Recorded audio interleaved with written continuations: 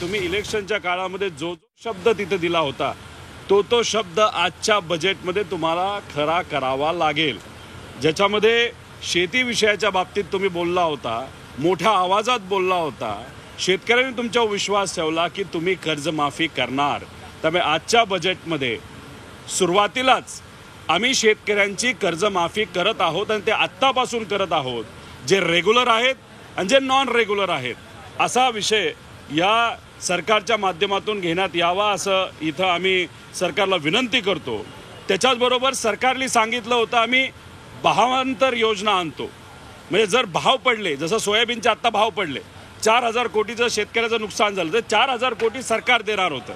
तसंच कांद्याच्या बाबतीतला विषय, कपाशीच्या बाबतीतला, तुरीच्या बाबतीतला 50,000 कोटी रुपयाची भावांतर योजना ही सरकारला आणावी लागेल। जो शब्द होता पक्षांतरच्या बाबतीत खूप ऐकलं, आता भावांतर हा शब्द या सरकारच्या या बजेटमध्ये येण्याची तिथे जरूरत आहे। महिलांच्या बाबतीत लाडकी बहीण योजनेला जे 1500 रुपये तुम्ही देता, इलेक्शनच्या काळामध्ये ॲडव्हान्समध्ये देत होता, आता तुम्ही म्हणत आहात की कदाचित आम्ही वाढवणार नाही, पण आजच्या बजेटमध्ये आमच्या सगळ्या लाडक्या बहिणींची अपेक्षा आहे 2100 रुपये या महिन्यापासून तुम्ही लाडक्या बहिणींना तिथं योजनेच्या माध्यमातून देणार।